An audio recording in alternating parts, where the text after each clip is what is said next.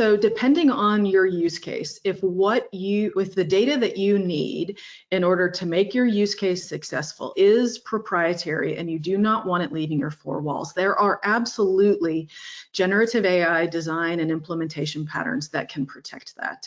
I think the simplest example is what we call the embedded context solution, where your proprietary data does not get used to train any of the large language generative AI models. Instead, it is used as input to the prompt. So the prompt comes in from the user.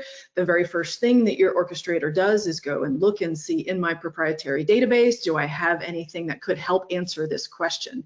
And then you just use the large language model to reformat the answer and have the interactive conversational style. So that's one way for sure.